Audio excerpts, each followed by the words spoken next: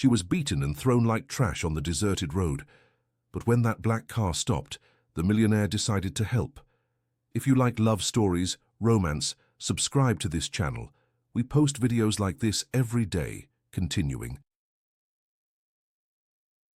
The rain lashed the asphalt with relentless fury on that October night, transforming the coastal road into a labyrinth of shadows and reflections.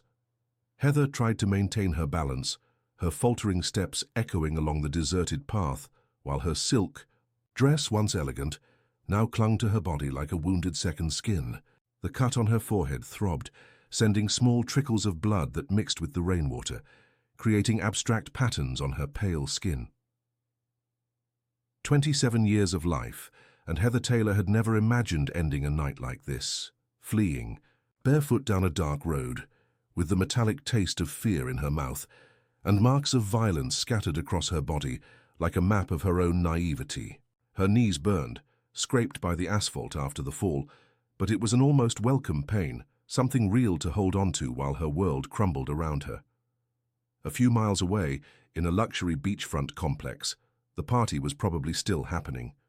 Champagne glasses clinking, artificial laughter, carefully selected ambient music creating the perfect atmosphere, and Vincent, her boyfriend, no, her aggressor, had probably already invented some excuse for her sudden absence. Something charming and slightly derogatory, as he always did. Heather had one of her anxiety attacks, she could hear him say, that condescending smile on his lips. You know how artists can be temperamental. Lightning cut across the sky, momentarily illuminating the landscape around her. For an instant, Heather saw her own shadow projected onto the asphalt, a fragile, distorted figure, so different from the dancer who was once the rising star of the Metropolitan Ballet. That, Heather now seemed a distant memory, almost a fantasy. The collapse of the dance company had been just the beginning of her decline, the first domino in a series of choices that brought her to this moment. The sound of an engine cut through her thoughts. Headlights appeared around the bend, and Heather felt panic rise in her throat. For a terrible moment, she imagined it was Vincent coming to finish what he had started at the party. But the car that emerged from the darkness was different. A black Aston Martin, silent as a panther, gliding along the wet road with almost supernatural elegance. The vehicle slowed as it approached, and Heather felt her body freeze. She was too vulnerable, too exposed. The car stopped completely, and the driver's window began to descend with a soft hum. The interior light revealed a face she knew only from magazines and newspaper headlines. Dominic West, the reclusive billionaire, heir to the West Group, an empire built on steel and secrets. His eyes studied her with a disturbing intensity, as if he could read every mark on her body, every story behind her bruises. There was no pity in his gaze, something for which Heather felt unexpected gratitude. Pity was the last thing she needed at that moment. "Get in," he said simply, his deep, controlled voice cutting through the sound of the rain. "You don't deserve this." Heather hesitated, years of caution and self-preservation waging a battle with her immediate desperation. What did she know about Dominic West? Only rumors and media speculation. A brilliant but cruel businessman, a social recluse since the tragic death of his sister. Say a man who avoided attachments as if they were a contagious disease. But at that moment, as another lightning bolt illuminated the night, Heather saw something in his eyes that transcended reputations and rumors, a recognition, as if he could see through her mask of wounded dignity to the core of her pain. And perhaps just maybe there was something familiar in that pain. With trembling legs, she opened the passenger door. The car's interior exuded leather and some discreet, masculine cologne. The heat from the heater enveloped her like an embrace long denied. When she closed the door, the sound of the rain became distant, muffled, as if she had just entered another world. Dominic didn't say anything more. He just accelerated smoothly, guiding the car along the dark road with a certainty that Heather envied. She observed his hands on the steering wheel, strong with long fingers and a discreet ring on his right pinky finger. Hands that controlled empires, that signed million-dollar contracts, that had probably never known the kind of violence that had just marked her night. The silence between them wasn't exactly comfortable, but it had an almost respectful quality. He didn't ask, didn't judge, didn't try to fill the void with empty words of consolation. He just drove, his eyes fixed on the road ahead, as if he understood that sometimes the greatest act of kindness is simply being present without demanding explanations. As they left the coastal road entering a more exclusive area of the city, Heather felt a profound exhaustion infiltrate her bones.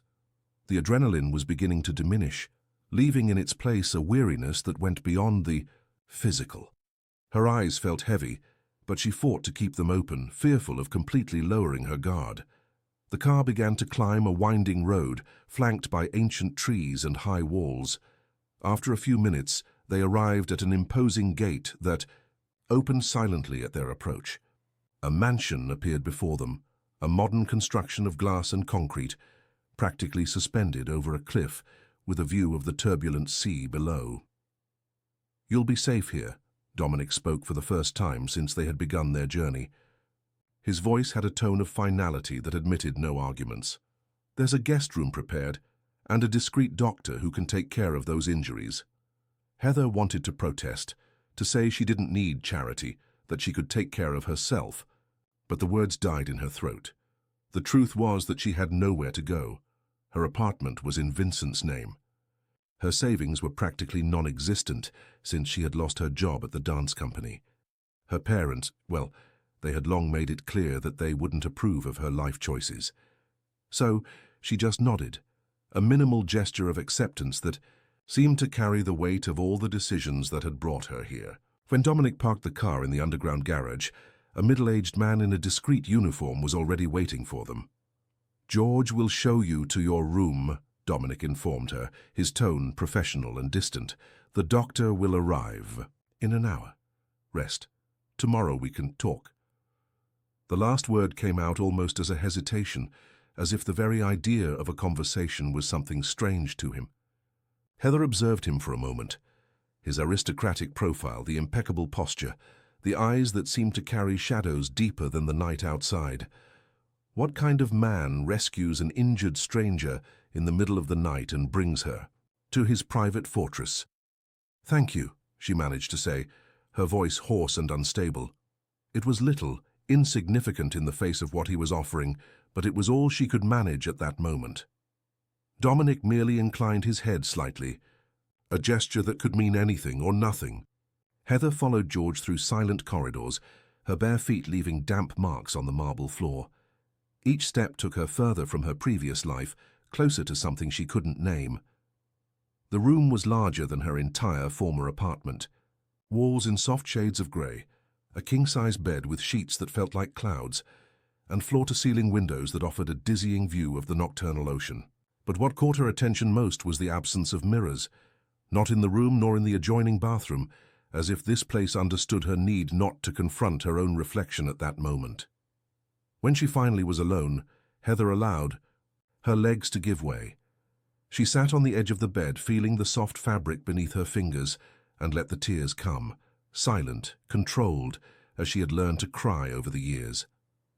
Outside, the storm continued, but in here there was a different kind of silence.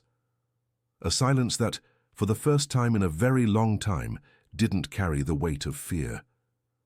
Dawn came like a silent revelation, fingers of golden light sliding through the wide windows to touch the bruises that blossomed on Heather's skin. The previous night seemed like a feverish dream, but the marks on her body confirmed its reality with painful clarity. The doctor had done his work with clinical efficiency. Delicate stitches on her forehead, ointments for the bruises, painkillers for the pain that pulsed in her ribs. Heather moved cautiously on the bed, testing the limits of her injured body. The Egyptian cotton sheets whispered against her skin like a distant caress. Everything in that room exuded discreet opulence, from the soft carpet under her feet to the curtains that filtered the morning light into gentle patterns. A soft sound of knocking on the door made her straighten her posture, instinctively. "Come in," she called, her voice still hoarse from sleep and unshed tears. A middle-aged woman wearing a discreet uniform entered carrying a tray. "Good morning, ma'am. Mr. West asked me to bring your breakfast," And these clothes. She indicated, with a gesture, a pile of folded garments on a nearby armchair. My name is Rebecca. I'm at your disposal for whatever you need. Heather watched the tray being placed on a side table. Fresh coffee, cut fruits, still warm artisanal breads, a small jar of golden honey.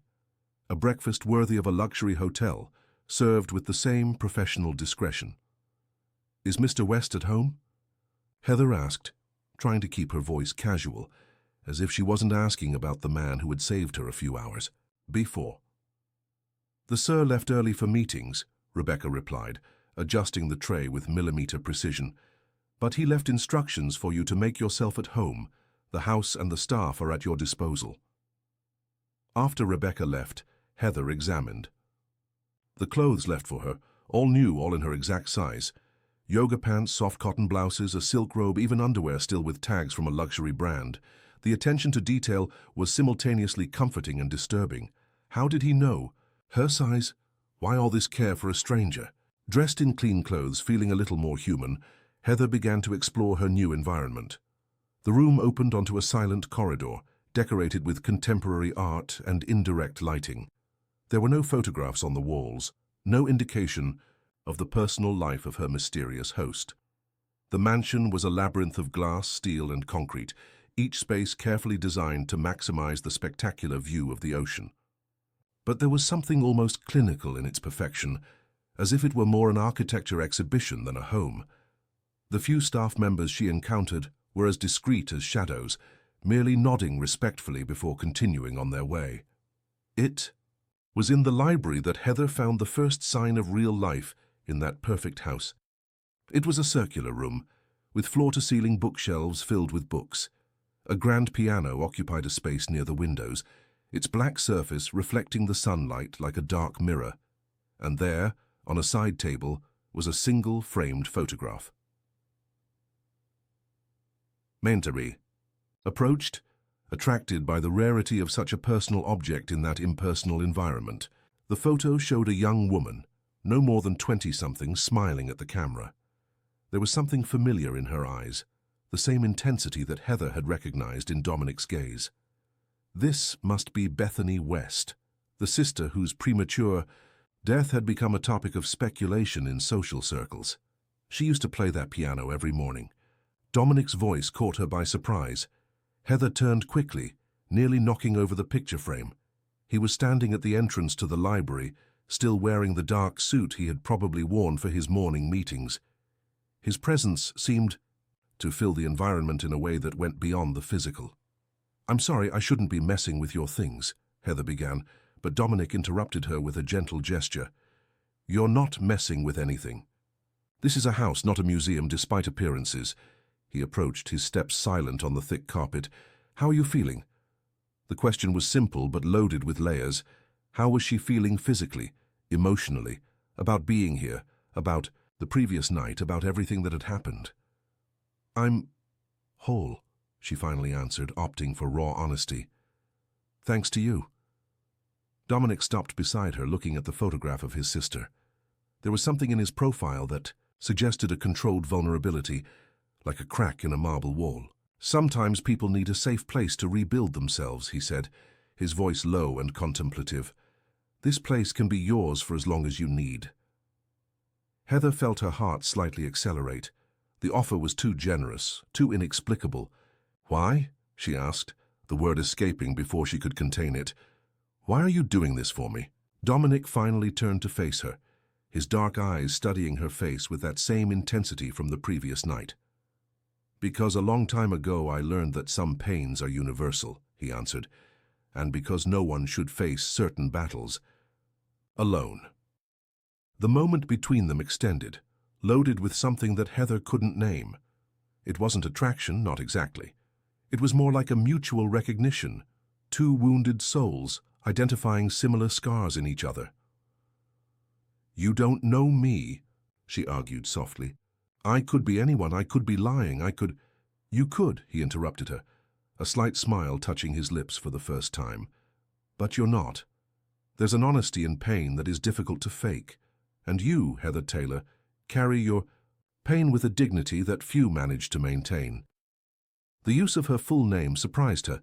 Of course he had researched her. A man in his position wouldn't open the doors of his home to a stranger without some guarantees. "How much do you know?" "About me?" she asked, a hint of discomfort in her voice. "Enough to know that you deserve more than you were receiving," he answered simply. "The rest, well, the rest you can choose to tell me when and if you want." Heather felt something untie in her chest, not exactly relief, but perhaps the beginning of a possibility. This house, this man, offered more than just physical refuge. They offered a chance to recover something that she had gradually lost over the past few years. Her autonomy, her voice, her choice. "Thank you," she said again, but this time the word carried a different weight, a gratitude that went beyond the physical rescue of the previous night. Dominic just nodded, as if he understood everything she wasn't saying. "I'll leave you to yourself," he said, beginning to move away. "But Heather—" He stopped at the door, looking over his shoulder. "That piano has been silent for a long time. Perhaps it could use a little new life." With that he left, leaving Heather alone with her thoughts, the silent piano, and the photograph of a woman who smiled as if she kept secrets. Outside, the ocean continued its eternal movement, waves breaking against the cliff in a rhythm that resembled an unfinished song. Heather approached the piano, her fingers hovering over the keys without touching them. How long had it been since she had made music? Since she had allowed any form of art to flow through her? Dance had been her first language, but music had always been there, a constant companion in her choreographies, in her moments of creation. She sat on the bench, feeling the soft velvet beneath her legs. The keys were like ivory under her fingers when she finally found the courage to touch them. A solitary note resonated through the library, clear and true, like a raindrop in a still lake. And then, almost without realizing it, Heather began to play. It wasn't anything elaborate, just a simple melody that her mother used to sing when she was a child. But there was something liberating in creating music again, in letting something beautiful emerge from her hands that, until a few hours ago, had been used only to defend herself. The notes floated through the air like newly freed little birds, filling the empty spaces of the mansion with something she didn't know was missing. And as she played, Heather felt silent tears run down her face, not from sadness this time, but from a more complex, deeper emotion. It was the sound of something beginning to heal. The days at the West Mansion began to develop their own rhythm, like a delicate dance between two strangers who shared a space but rarely met. Heather discovered that Dominic was a presence more felt than seen. His influence permeated every aspect of the house, but he himself seemed to exist on the margins of her new reality, like an elegant shadow always one room beyond. The mornings belonged to Heather. She spent them exploring the suspended gardens that surrounded the mansion, letting the sun touch her skin while the bruises slowly changed color, from deep purple to yellowish green, marking the passage of time in her own flesh. Sometimes she found Rebecca arranging fresh flowers in the crystal vases scattered throughout the house, and the two exchanged silent smiles like accomplices in an unspoken secret.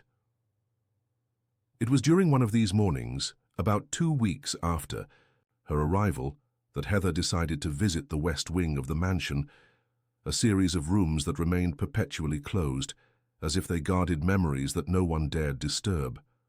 Her curiosity, long dormant under layers of fear and self-censorship, was beginning to awaken again. The corridor of the west wing was different from the rest of the house. While the other environments emanated an aseptic modernity, here there was something more personal, more lived in. The Persian rugs showed subtle signs of wear, the walls boasted wallpaper with Victorian patterns, and the air carried a slightly sweet perfume, like old pages of books kept for a long time. Heather ran her fingers along the wall as she walked, feeling the textures beneath her skin. Each door she encountered was locked, except the last one. The latch yielded under her hand with a soft click like an invitation. The room was an office, but not the corporate and impersonal type that she would expect to find in a magnate's house. It was an intimate space with dark wood bookcases covering the walls and an antique desk near the window. What caught her attention, however, was a safe built into the wall, its door slightly ajar. Heather knew she should retreat, that she was crossing invisible but very real boundaries. However, something impelled her forward, perhaps the same force that had made her survive until now, that had kept her dancing even when her feet bled, that had made her rise after each fall. Inside the safe, among meticulously organized folders and documents, there was a file with the familiar logo of the Metropolitan Ballet Company. Her heart accelerated when she recognized that symbol that had once been her north, her home, her dream. With trembling hands, Heather removed the folder. The documents told a story that she knew only partially, the story of the end of her career, of the end of dozens of careers. Financial reports, asset evaluations, hostile acquisition strategies. And there, on the last page, a signature that made her blood freeze. Dominic West. Some ghosts, a deep voice sounded behind her, should remain buried. Heather turned abruptly, the papers still in her hands. Dominic was standing at the door of the office, his dark suit creating a sharp silhouette against the light from the corridor. There was no anger on his face, just a kind of tired resignation. "You?" she began, her voice failing. "Was it you who destroyed the company?" "Technically it was the West Group," he replied, entering the office with measured steps. "I just signed the documents, my father's orders. It was a test of loyalty, proof that I could make difficult decisions for the good of the family empire." Heather felt her legs weaken. She leaned against the desk for support. The documents crumpled in her hands like evidence of a betrayal she didn't even know she had suffered. "Did you know who I was when you found me on that road?" Dominic stopped a few steps from her, his hands in his pockets in a falsely relaxed pose. "I always knew who you were, Heather, from the moment I read your name in the company's evaluation reports. The rising star, the dancer who could revolutionize the dance scene in the country." "Why?" she asked, and the word carried the weight of all her losses. "Why destroy something so beautiful?" "Because beauty doesn't pay debts," he replied, his voice bitter. "Because art doesn't generate the kind of return that shareholders demand. Because I was young and foolish enough to believe that proving my worth to my father meant more than preserving the soul of a cultural institution." Heather let out a laugh without humor. "And now you rescue me? Is that it? Some kind of late penance?" "No," Dominic took another step in her direction. "I rescued you because I saw in your eyes that night the same look I see in the mirror every morning, the look of someone who carries invisible scars, who knows the bitter taste of impossible choices." The silence that followed was as dense as fog, loaded with unspoken truths and unexpected connections. Heather studied Dominic's face, looking for signs of manipulation or falsehood, but found only a raw honesty that disarmed her. "Did you regret it?" she asked softly. "Every day," he replied without hesitation.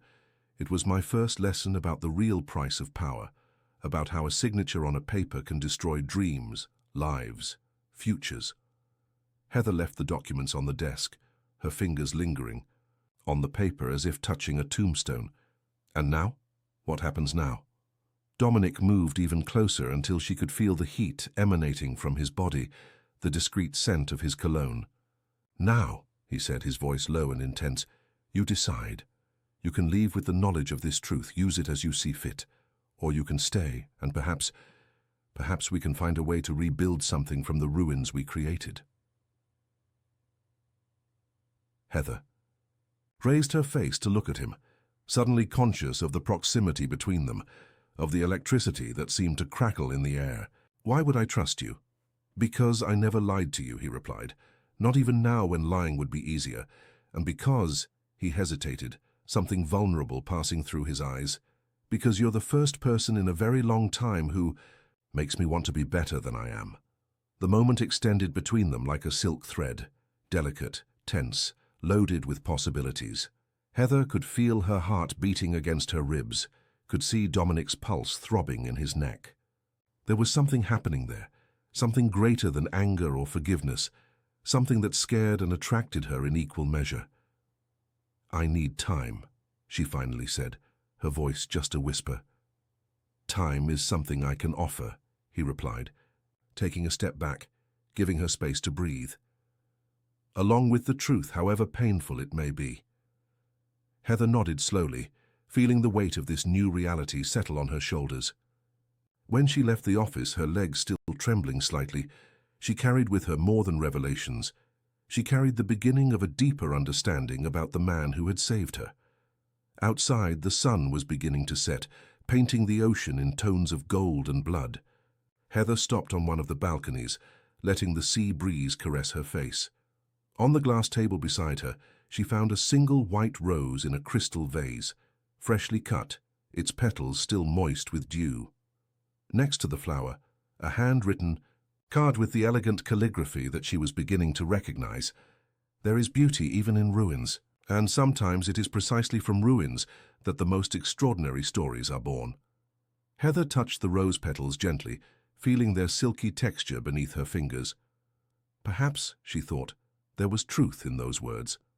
Perhaps there was something to be built from the debris of their intertwined pasts, something new, something unexpected, something that neither she nor Dominic could have predicted when their paths crossed on that stormy night. The following weeks brought a subtle change in the atmosphere of the mansion. The air seemed thicker, charged with unresolved tension and newly discovered truths. Heather and Dominic began a complex dance of approaches and retreats, each casual encounter in the corridors of the mansion loaded with hidden meanings and unspoken words. During the mornings, Heather returned to dancing. The private gym in the basement of the mansion, with its special floor for ballet and mirrored walls, became her sanctuary. There, she allowed her body to remember movements long forgotten, letting the music flow through her like water. Sometimes, caught by the reflections in the mirrors, she noticed a dark figure standing at the door. Dominic, observing in silence, his intense gaze following each movement as if trying to decipher a secret code written on her skin. It was on one of these mornings, while executing a particularly complex series of pirouettes, that Heather felt him enter the gym. The sound of his steps on the special floor sent vibrations through her legs, subtly altering her rhythm. "You still dance as if the world is watching," Dominic commented, his deep voice echoing in the large space. Heather completed the sequence, before responding, allowing her body to decelerate naturally. "Maybe I dance as if no one is watching," she corrected, meeting his eyes through the mirror. "It's different." Dominic approached, his Italian shoes contrasting with the simplicity of her ballet slippers. "You never asked me why we maintain this so well-equipped gym in a house where no one dances." "Some questions," Heather replied, turning to face him, "directly are too dangerous to be asked." A bitter smile touched Dominic's lips. "Bethany was also a dancer," he revealed, his eyes fixed on a distant point. "Not professional like you, but she loved to dance. This was her sacred space." Heather felt her heart tighten. The mention of Dominic's sister was rare, each word about her loaded with unhealed pain. What happened to her, Dominic? Really? For a moment she thought he wouldn't answer. Dominic walked to the bar, fixed to the wall, his fingers tracing the polished metal with unexpected delicacy. The official version? Suicide. A tragedy that shook high society for a few weeks before the next scandal took the headlines. And the real version? Heather pressed gently, approaching him like one approaches a wounded animal. "The real version is much dirtier," he replied, his voice carrying a contained anger. "Bethany was in love with someone who didn't deserve her. Someone who used her, manipulated her, destroyed her from the inside until she no longer recognized her own reflection." Heather felt a shiver run down her spine. There was something too familiar in that story. "Who?" Dominic turned to her, his dark eyes burning with an intensity that made her take an involuntary step backward. "Vincent Sullivan." The name fell between them like a bomb, exploding all the assumptions that Heather had about her own story. "Vincent," she whispered, her voice trembling. "But how?" He was younger then, still building his reputation in social circles. Bethany met him at a charity event, ironically a gala in support of the arts. She had just turned 21. Dominic passed his hand over his face, a rare gesture of vulnerability. I saw the signs, of course. The bruises she tried to hide, the increasingly elaborate excuses, the fear in her eyes. But when I finally understood the true extent of the abuse, it was too late, Heather completed softly, knowing that pattern all too well. She didn't kill herself, Dominic declared, his voice now loaded with bitter certainty. She was pushed, but Vincent is clever. He left no evidence, built his alibi perfectly.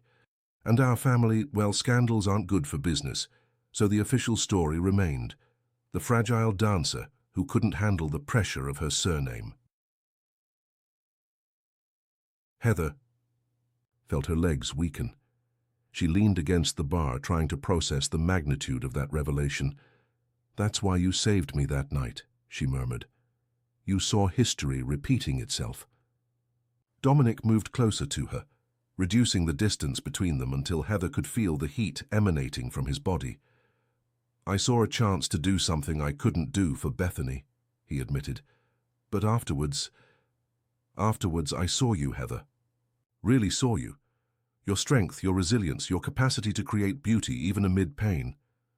Their eyes met, and Heather felt something change in the air between them. The tension that had always existed since that first stormy night transformed into something deeper, more dangerous. Dominic raised a hand, his fingers hovering millimeters from her face, as if he wanted to touch her but feared breaking her. "You are not her," he said softly, "and I am not your savior. We are just two broken people trying to find meaning amid chaos." Heather didn't know who moved first. One moment they were separated by centimeters of charged air, the next their lips met in a kiss that tasted of confession. Dominic's hands found her waist, pulling her closer with an urgency that contradicted his habitual control. Heather entwined her fingers in his hair, feeling the silky texture between her fingers while the kiss deepened. It was like diving into deep waters, frightening and liberating at the same time. Each touch seemed to carry the weight of their shared histories, each sigh a new truth being revealed. When they finally separated, breathless, Heather kept her eyes closed for a moment, trying to engrave each sensation in her memory.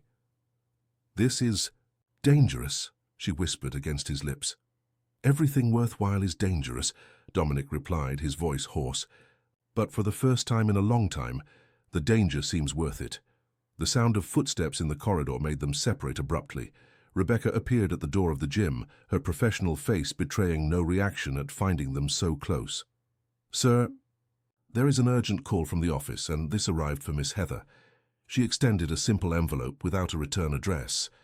Heather took it with trembling fingers, instantly recognizing the handwriting on the address. Vincent. Dominic also recognized the writing, his entire body tensing like a violin string about to snap. "He knows you're here," he said, not a question. "He always knew," Heather replied, feeling the weight of the envelope in her hands like a time bomb. "The question is, what does he intend to do with that information?" The air in the gym, moments before charged with desire and revelations, now weighed with apprehension. Heather looked at Dominic, seeing in his eyes the same somber understanding that she felt. This was just the beginning. The real battle was about to begin. The envelope remained untouched on the dinner table for hours, like a sleeping snake waiting for the right moment to strike. Heather observed it from the balcony, her body still vibrating with memories of the kiss exchanged with Dominic in the gym. Night was falling over the ocean, transforming the water into a black mirror that reflected the first stars. Dominic had disappeared into his office after the arrival of the letter, immersed in emergency calls and meetings. Heather could feel the entire mansion breathing at a different rhythm, as if the very air had become thicker with anticipation and fear. Finally, when the clock struck 9, she gathered enough courage to open the envelope. The paper was expensive, with a smooth texture beneath her trembling fingers. The message was short, but each word seemed engraved with poison. "Dear Heather, how poetic to find you under the protection of Dominic West. Has he told you about Bethany? About how she danced, about how she fell?" Some stories deserve to be retold. Some fulls need to be repeated. Tomorrow, 8 p.m., Metropolitan Theatre. Unless you want certain truths to come to light, truths that could destroy not just Dominic, but the entire West Empire, the choice as always is yours. Missing you, 5. Heather felt her stomach turn. The veiled threat in the letter was clear as crystal, but there was something more there, something between the lines that suggested that Vincent knew more than he should about Bethany's death. He was always good at psychological games. Dominic's voice surprised her. He was standing at the door to the balcony, his tie loose around his neck and the first buttons of his shirt open, signs of exhaustion that he rarely allowed others to see. "You read it?" Heather asked, extending the letter in his direction. "I didn't need to," he replied, approaching to lean on the parapet beside her. "Vincent has always been predictable in his cruelty, veiled threats, emotional manipulation, the sick pleasure in making people doubt themselves." Heather studied his profile against the night sky. "What truths could he have about you?" Dominic let out a laugh without humor. "Many. Some that could indeed destroy everything my family has built. But the truth he really has," he hesitated, running his hand through his hair in a rare gesture of nervousness, "is about the night Bethany died." "What happened that night, Dominic?" Heather asked softly, her heart accelerating with the anticipation of the answer. He remained silent for a long moment, his eyes fixed on the dark horizon. "I arrived too late," he finally began, his voice carrying an old pain. "Bethany had called me earlier, saying she needed to tell me something important about Vincent. When I arrived at her apartment, the door was open. Heather could feel the tension emanating from him in waves. Instinctively, she extended her hand to touch his arm, offering an anchor point. She was, Dominic swallowed hard, fallen on the balcony. There was blood, so much blood. Vincent was there, standing over her with a smile I'll never forget. He said she had tripped, that it was a tragic accident, but his eyes told another story. "Why didn't you denounce him?" Heather whispered. "Because he had proof," Dominic replied bitterly. "Documents, emails, records that implicated my father in a massive corruption scheme. If I said anything about that night, he would destroy not just my family, but hundreds of jobs, entire lives that depended on the West Group. So you carried this secret alone all these years." "Until now," he completed, turning to face her. The moonlight painted dramatic shadows on his face, highlighting the intensity of his gaze. "Because now, he's trying to repeat the pattern with you." Heather felt a shiver run down her spine. "What are we going to do?" Dominic moved closer, eliminating the distance between them until she could feel the heat of his body. His hands found her face, the gentle touch contrasting with the ferocity in his eyes. "I won't let him hurt you," he declared, each word loaded with promise. "Not this time. Not you." The kiss that followed was different from the first, no longer an explosion of contained desire, but something deeper, more desperate. Heather felt her entire body respond, her hands grabbing his shirt as if she could fuse their bodies and souls through contact. When they separated, breathless, Heather kept her eyes closed for a moment, savoring the sensation of his fingers on her skin. "I can't let you sacrifice everything for me," she murmured. "Maybe," Dominic replied, his voice hoarse. "It's time for some truths to come to light. Maybe it's time we face our demons, together." The sound of hurried footsteps in the corridor interrupted them. George, the driver, appeared at the door with a grave expression. "Sir, we just received information from security. Mr. Sullivan was seen in the vicinity of the property." Heather felt her body freeze. Dominic pulled her closer instinctively, his arm wrapping around her waist in a protective gesture. "He's not here by chance," Dominic said, his voice now cold and calculated. "He wants to destabilize us before tomorrow's meeting." "What he doesn't know," Heather replied, finding a strength she didn't know she possessed, "is that we're no longer the same people he managed to manipulate in the past." Dominic looked at her with a mixture of pride and concern. "No, we're not, but that also means he may become even more dangerous." The ocean wind blew stronger, bringing with it the smell of storm. On the horizon, lightning began to flash as if the very sky was preparing for the battle that was to come. "Tomorrow," Heather said, her voice firm despite the fear running in her veins, "we're going to rewrite the ending of this story." "Together," Dominic completed, his fingers intertwining with hers in a silent promise. The night extended around them like a protective mantle, while in the mansion and in their hearts plans and strategies began to take shape. The war was about to begin, and this time no one would fall alone. The morning brought with it an electric energy that permeated every corner of the mansion. Heather awoke before the sun, her back sore from a night poorly slept on the sofa in Dominic's room, where they had spent hours planning each movement of the day to come. He had slept in a nearby armchair, his large body uncomfortably folded in the limited space, refusing to leave her alone after Vincent's appearance in the vicinity of the property. The clock marked 5:30 when Heather silently got up, observing Dominic's sleeping face. In sleep, the lines of worry on his forehead softened, making him appear younger, more vulnerable. Her fingers itched to touch that face, to trace the contour of his lips that, hours before, had been on hers with such intensity. Instead, she headed to the adjoining bathroom, where a hot shower helped clear her thoughts. When she came out, wrapped in one of the silk robes that now occupied her wardrobe, she found Dominic already awake, speaking on the phone in a low and tense voice. "I understand," he was saying, his eyes meeting hers through the mirror. "Keep me informed about any movement." He hung up, turning to face her directly. "Vincent is staying at the Continental. My men are monitoring his every movement." Heather nodded, feeling her stomach turn with the proximity of the confrontation that awaited them. "Do you think he really has proof about everything?" "Knowing Vincent, yes," Dominic replied, running his hand through his hair still disheveled from sleep. "He has always been meticulous in keeping ammunition against his enemies, but also knowing him, the proof must be well guarded, with instructions, to be released only in case something happens to him." "A life insurance," Heather murmured, approaching the window to observe the agitated sea outside.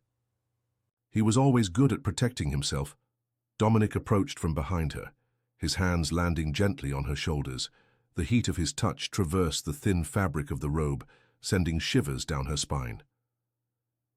"There's something I didn't tell yesterday," he said, his deep voice near her ear. "About the night Bethany died." Heather turned to face him, conscious of the proximity of their bodies, of the intimacy of that moment shared in the early hours of the morning. "What?"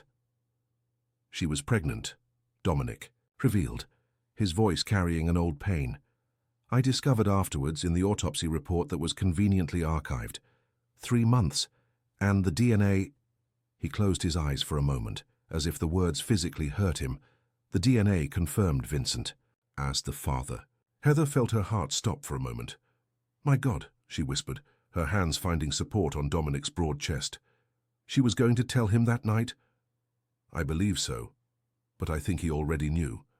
The timing was too perfect, the compromising. Documents against my family, Bethany's accidental fall. He transformed a potential threat into an opportunity for perpetual control over the Wests." "That's why you never moved on," Heather realized, the pieces fitting in her mind. It wasn't just guilt for not arriving in time. It was the impossibility of doing justice without destroying everything your family had built. Dominic lowered his head until their foreheads touched, his hot breath against her lips. "Until you appeared," he murmured. "You, with your strength, your resilience, your capacity to face your own demons, you made me realize that some truths need to come to light, no matter the cost." Heather raised a hand to touch his face, feeling the unshaven beard scrape against her palm. "I don't want you to lose everything because of me." "I already lost everything once when I chose silence," he replied, his dark eyes fixed on hers with an intensity that made her heart accelerate. "I won't make the same mistake twice." The kiss that followed was different from the previous ones. No, longer filled with desperate urgency, but with a softness that carried deeper promises. Dominic's lips moved against hers, as if he were memorizing her taste, his hands sliding down her back to pull her closer. Heather felt her body melt against his, her hands sliding over his chest until they found the buttons of his wrinkled shirt. With trembling fingers, she began to open them, exposing centimeter by centimeter of tanned skin. Dominic captured her hands in his, interrupting her movements.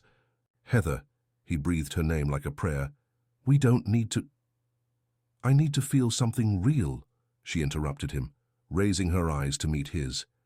"Something true, before we face what's to come." For a moment, he just observed her, as if looking for something in her face. Then, with a fluid movement, he lifted her in his arms. Heather wrapped her legs around his waist instinctively, feeling the strength of his muscles under her hands as he carried her toward the bed.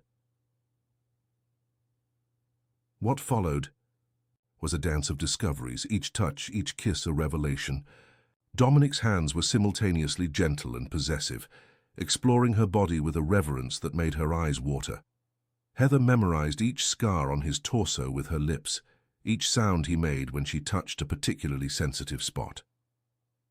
When they finally united, it was as if something inside her broke and rebuilt itself at the same time. Dominic murmured her name between kisses, his hands entwined with hers against the silk sheets.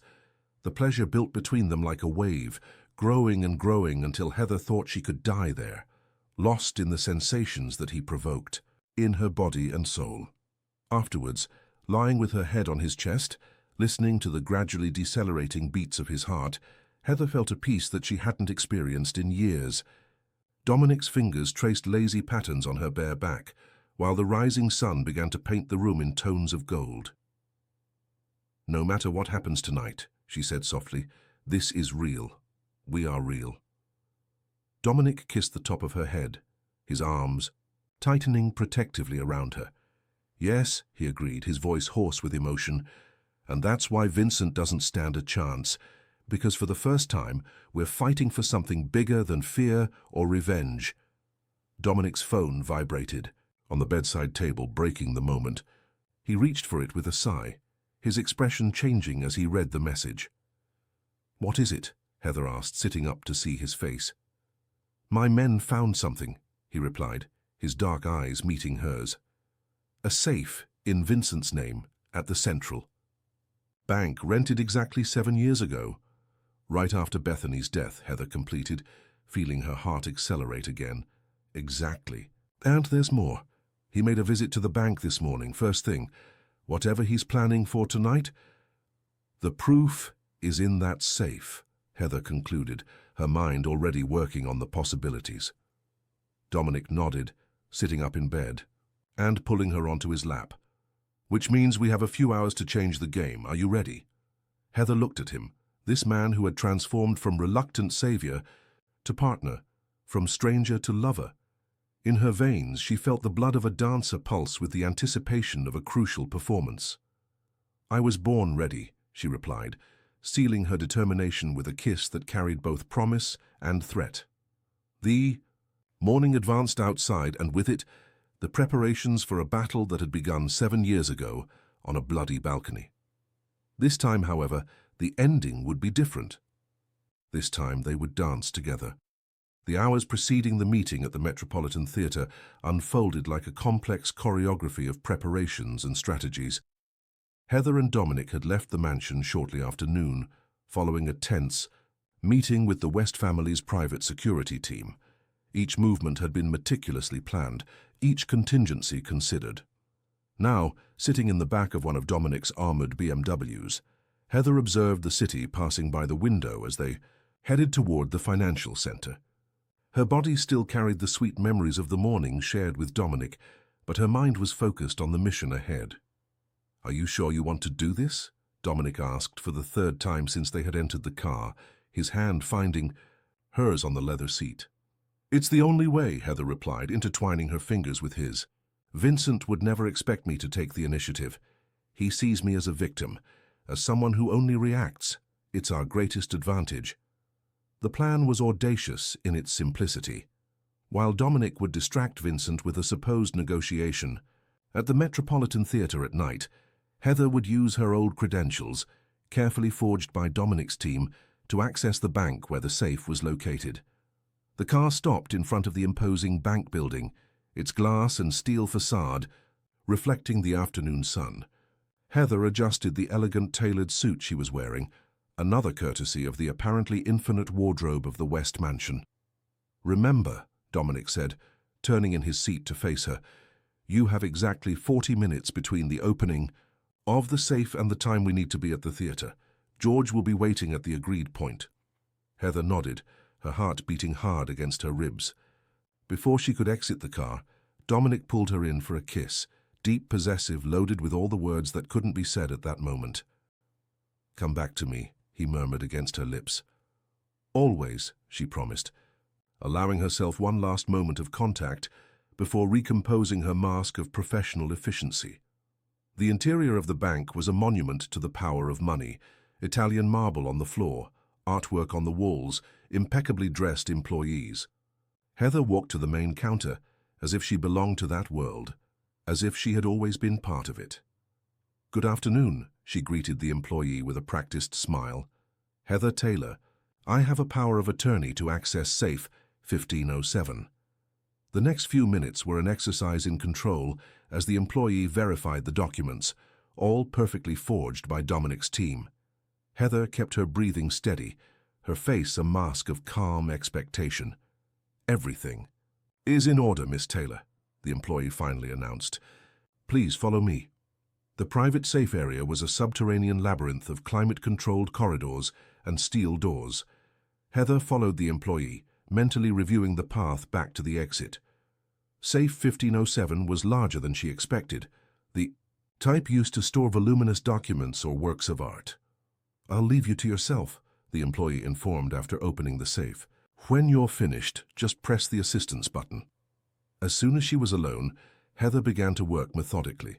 Inside the safe, she found exactly what she expected: folders organized chronologically, external drives, even some old video, tapes.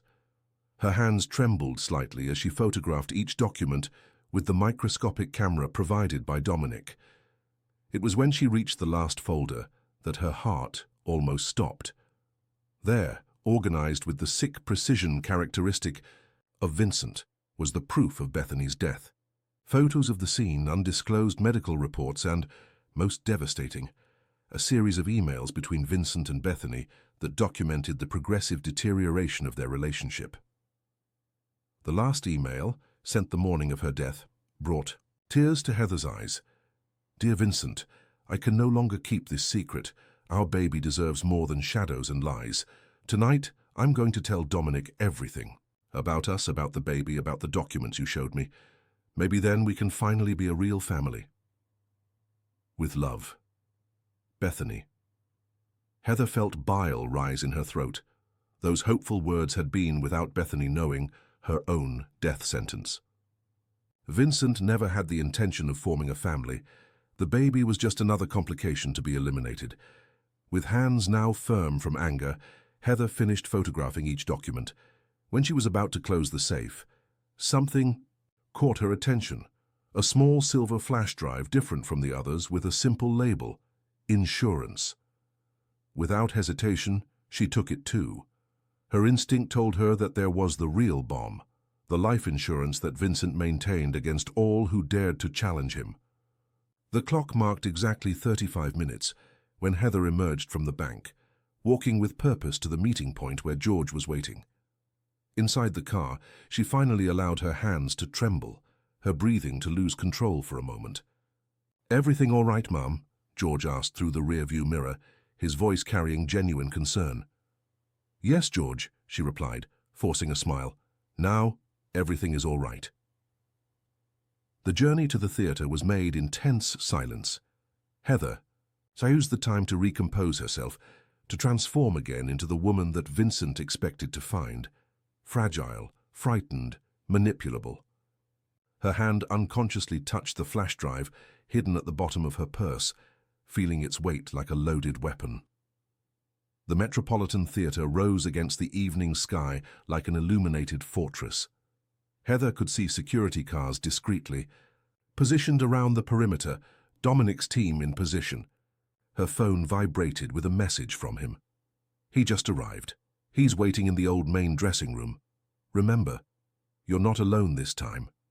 Heather closed her eyes for a moment, letting the memories of the morning strengthen her. Dominic's touch on her skin, his kisses, his whispered promises. That was real. That was what she was fighting for. When she exited the car, her posture was that of a dancer about to enter the stage, because that's exactly what she was, and this time, the choreography would be hers. The Metropolitan Theatre was immersed in a ghostly half-light when Heather crossed its main doors. The familiar smell of old wood and velvet mixed with memories of her glory days on that stage, days that seemed to belong to another life, another Heather. Her heels echoed through the empty corridors as she headed to the dressing rooms, each step taking her deeper into her past. The main dressing room where Vincent awaited her had been her sanctuary during the season when she was the prima ballerina. Now, standing before the door, with her name still engraved on the golden plaque, Heather felt a shiver run down her spine. She breathed deeply, letting the mask of vulnerability she had rehearsed fall over her face like a veil. When she opened the door, the first thing she noticed was his perfume, that same expensive and suffocating fragrance that had once made her feel special, desired. Vincent was sitting at her old vanity, observing his reflection in the mirror, as if he were preparing for his own performance. "Ah, Heather," he smiled, that predatory smile that she now recognized so well. Punctual as always. Some things never change. "What do you want, Vincent?" she asked, keeping her voice purposely tremulous. He rose with the studied grace of a feline, approaching her in measured steps. "I want many things, darling. But mainly, I want to understand how you ended up getting involved with Dominic West. Of all the powerful men in Boston, you went looking for precisely the one with whom I have such a complex history." Heather retreated a step, playing the role of the frightened prey. "I didn't look for anyone. He found me that night, after you. After I gave you a lesson about respect," Vincent completed, his smile now tinged with cruelty. "Always dramatic, Heather. It was one of the things I loved most about you, this capacity to transform small incidents into great tragedies." Anger bubbled in her stomach, but Heather kept it controlled. This wasn't the moment to show her cards. "Why call me here? Why now?" Vincent circled the dressing room slowly, his fingers sliding over the objects on the vanity, as if choosing a weapon. "Because, my love, you have inadvertently placed yourself in the middle of a game much bigger than you can imagine. Dominic West is not the hero you think he is." "And you are?" Heather let a touch of bitterness escape in her voice. "I am many things," he replied, stopping to face her through the mirror. "But at least I'm honest about my nature. Dominic, on the other hand, well, ask him about the night Bethany died. Ask him about the choices he made." Heather felt her heart accelerate. It was time to begin her own game. "I don't need to ask," she said, her voice changing subtly. "I know everything about that night, about the baby, about the documents you used to blackmail the West family." The change in Vincent's face was almost imperceptible, a slight stiffening of the jaw, a sharper gleam in the eyes. "I see that." "Dominic has been more honest than I expected," he said, turning slowly to face her directly. "But I bet he didn't tell you everything. For example, do you know that it was he who provided the documents that gave me power over your precious ballet company?" Heather maintained her expression neutral, even when her stomach turned. "What?" "Oh, yes," Vincent smiled, savoring each word. "It was a brilliant plan, really. He needed to prove his worth to his father, so he organized the hostile acquisition of the company. I merely facilitated the process, and when you began to attract too much attention, when your performances began to attract gazes that could investigate the transaction more deeply, you destroyed me," Heather completed, the pieces fitting in her mind like a macabre puzzle. "It was necessary," Vincent shrugged, approaching her again.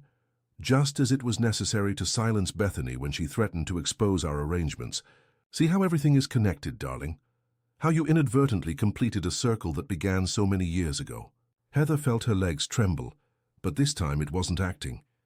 The revelation about Dominic's role in the destruction of her career was a blow that she hadn't anticipated, but she couldn't lose focus now, not when she was so close. What do you want now, then? She asked, her voice low. To destroy me again?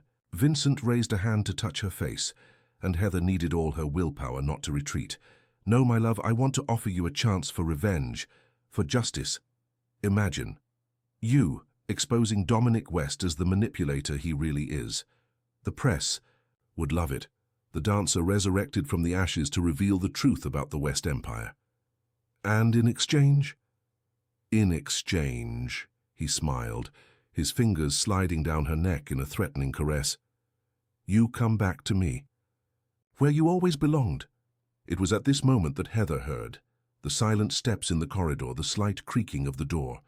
Her eyes met Vincent's in the mirror, and for the first time that night, she allowed her true strength to shine in her gaze. You know what your biggest mistake was, Vincent? She asked, her voice now firm and clear. It was assuming that I was still the same woman you managed to break. Before he could react, the door to the dressing room opened, completely. Dominic was standing at the entrance, his presence filling the space like a contained storm. But he wasn't alone. At his side, a figure that made Vincent's blood drain from his face. Leonard Martinez, federal prosecutor specializing in financial crimes. Good evening, Vincent, Dominic said, his voice carrying a lethal calm. I think we have a lot to talk about regarding certain choices that all of us made.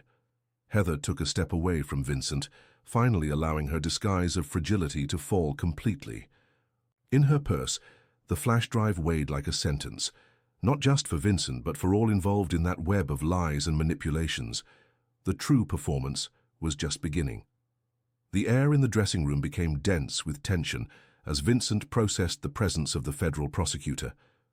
His eyes, once predatory, now jumped between the faces, present like a cornered animal.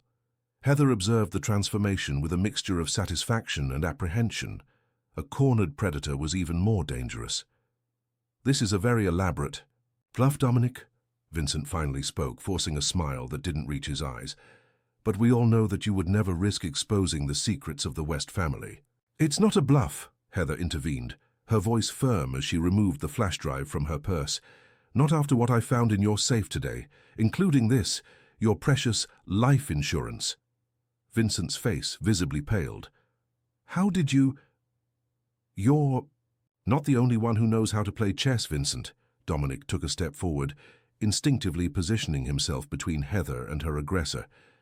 The difference is that some of us learned that there are moves that cost more than their worth. Prosecutor Martinez, who until then had observed in calculated silence, finally spoke. Mr. Sullivan, we have sufficient evidence to initiate an investigation into the death of Miss Bethany West, as well as into a series of questionable financial transactions involving your companies. Evidence?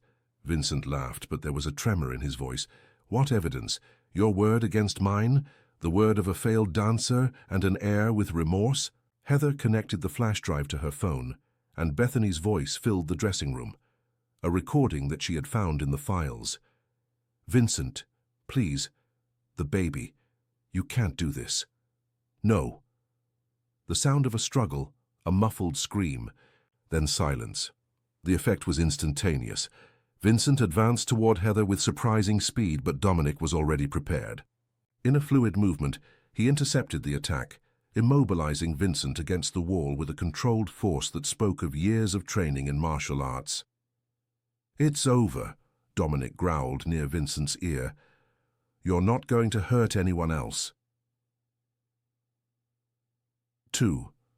Federal police officers entered the dressing room, taking control of the situation. As they handcuffed Vincent, Heather approached him, allowing him to see in her eyes all the strength he had underestimated.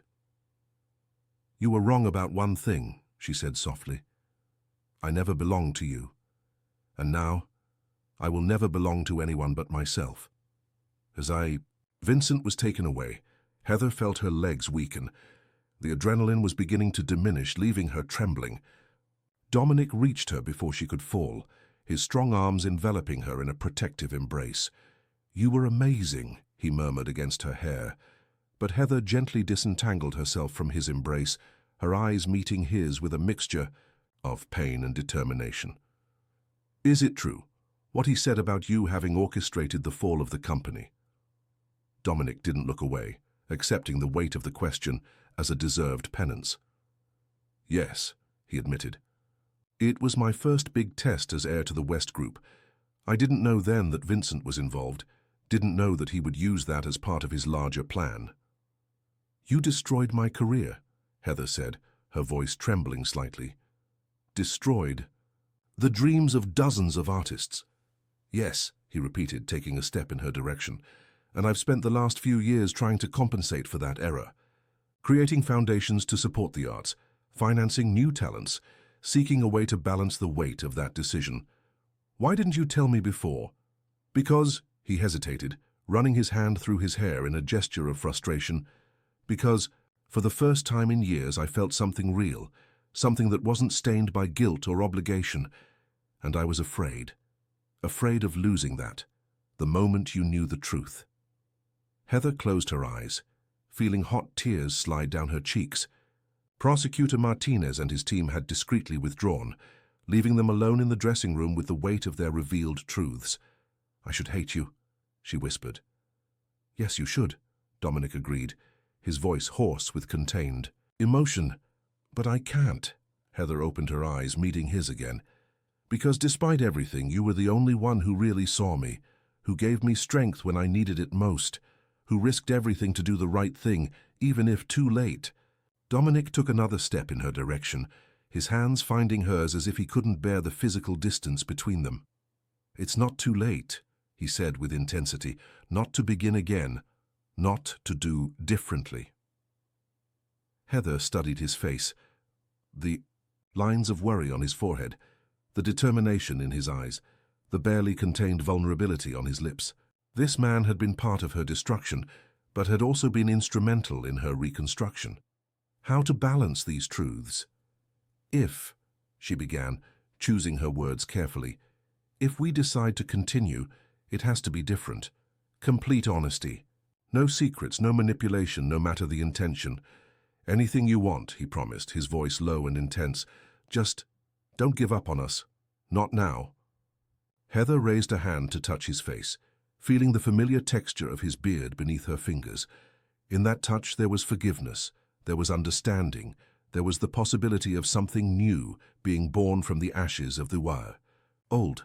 I won't give up, she promised, but we'll rebuild from zero as equals. The kiss that followed was different from all the previous ones. There were no more secrets between them, no more unrevealed shadows. It was the first kiss of a new story, one that they would write together, with all its imperfections and possibilities. Outside, the theatre lights were beginning to turn on, preparing for another night of performances. But the real performance, the one that mattered, had just ended backstage. And this time all the characters had found their true roles. The weeks that followed Vincent's arrest were a whirlwind of testimonies, newspaper headlines, and reconstruction of long-buried truths. The Bethany West case was reopened, and this time with all the necessary evidence to do justice. The West Empire trembled with the revelations, but didn't crumble, partly because Dominic had prepared for that moment, restructuring the company in recent years to survive the storm he knew would one day come. Heather observed everything with a mixture of relief and melancholy from the balcony of the West Mansion, which still served as her refuge. Her relationship with Dominic had transformed into something deeper, truer after the revelations at the theatre. The pain of past betrayal was still there, but now served as a foundation for something new, something built on honesty and mutual understanding. Penny for your thoughts, Dominic's voice surprised her, as his arms enveloped her from behind. The sun was setting over the ocean, painting the sky in tones of pink and gold. I was thinking about new beginnings, she replied, leaning back against his chest. About how sometimes we need to lose everything to find something greater. Speaking of which, he murmured against her neck, I have a surprise for you. Heather turned in his arms, raising an eyebrow in question. Dominic smiled, that rare smile that she had learned to love, and extended an envelope. Inside, there were deeds and legal documents. Heather examined them, her eyes widening as she understood what she was seeing. You bought the little center theater? She asked, incredulous. Technically, the Bethany West Foundation bought it, he corrected, gently. And it's looking for an artistic director to transform it into a contemporary ballet school, with full scholarships for young talents. Heather felt tears beginning to form in her eyes. The Little Center Theatre had been where she took her first steps as a dancer before entering the main company. It was a historic space in the center of the city, abandoned for years. "Dominic, Before you say anything," he gently interrupted her, "this is not an attempt to buy your forgiveness or compensate for the past. It's an opportunity to create something new, something that honors Bethany's memory and gives chances to other dreamers like you once were." Heather studied his face, looking for any sign of manipulation or hidden intentions, but she found only the sincerity in his dark eyes and something more, something that had been growing between them in recent weeks. "With one condition," she finally said. "Which?" "That you dance with me." Dominic laughed, a rich and genuine sound that still surprised her every time she heard it. "I don't dance, Heather." "Everyone dances," she smiled, moving away from him and extending her hand in invitation. "They just need the right music." As if on command, the first notes of soft music began to play through the balcony's sound system. Rebecca, always attentive, had probably perceived the moment. Dominic hesitated for a second before accepting her hand. Heather guided him in, simple movements, their bodies finding a natural rhythm together. "See? It's not so difficult." "With you," he murmured, pulling her closer. "Nothing seems difficult." They danced in silence for a few moments, letting the music and the sunset create their own magic. Heather could feel Dominic's heart beating against her chest, strong and constant as his presence in her life had become. "I love you," she said softly, the words escaping before she could contain them. Dominic stopped dancing, his hands framing her face with a delicacy that made her heart ache. "I've loved you since that first night in the rain," he confessed, "even without knowing it, even trying to fight against it, even thinking I didn't deserve it." The kiss that followed was like a sealed promise, not of perfection or an easy, happy ending, but of truth, of joint growth, of love that survives revelations and strengthens with them. When they separated, Heather rested her forehead against his. "I think I found the perfect name for the school," she said. "What?" "Phoenix," she smiled. "Because that's what we are, isn't it? Reborn from the ashes of who we were." Dominic kissed her again, more softly this time. "Phoenix," he agreed, "and this time we'll fly together." Night was falling over them, but for the first time in a long time, the darkness brought no fears or secrets, only promises of a tomorrow built on hard but necessary truths, on forgiveness earned and not granted, on love that grows stronger for knowing its own imperfections. In the library of the mansion, the piano that once belonged to Bethany was beginning to gain life again under Heather's fingers.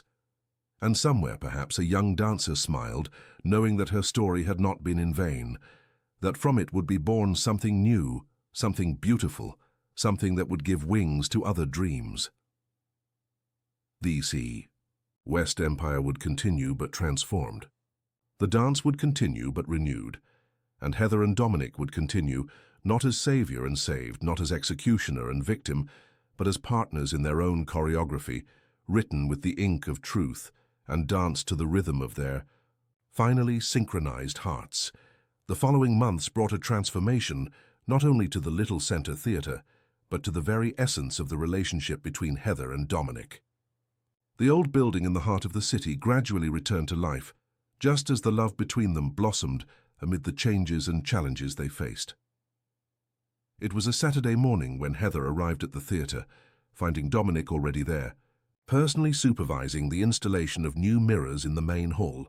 He had abandoned his usual suit in favor of jeans and a simple black shirt, a sight that still surprised and enchanted her. "You're becoming more and more involved in this project," she commented, approaching to kiss him softly. "I have a very demanding artistic director," he smiled against her lips. "Besides, being here helps heal old wounds." Heather knew exactly what he meant. The theatre was becoming a symbol of redemption for both, a place where the past could be transformed into something new and meaningful. "Speaking of wounds," she said, intertwining her fingers with his, "I received a letter today. From the prison." Dominic immediately tensed at her side. "Vincent?" "Yes," Heather confirmed, guiding him to one of the newly installed benches. "He wants to see me. Says he has more revelations about Bethany's death." "No," Dominic replied instantly, his jaw tense. "It's just more manipulation." "Probably," she agreed, caressing his hand with her thumb in smooth movements.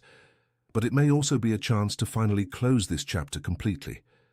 Dominic turned to face her, his dark eyes intense with concern and love.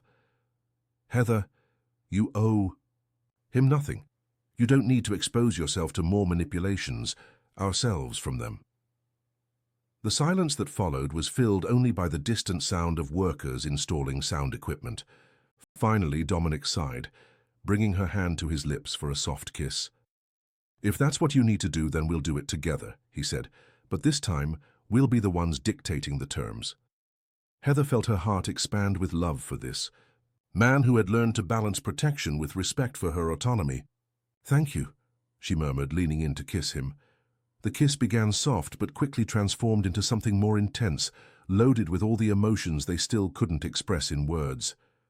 Dominic's hands found her waist, pulling her closer, while she buried her fingers in his hair.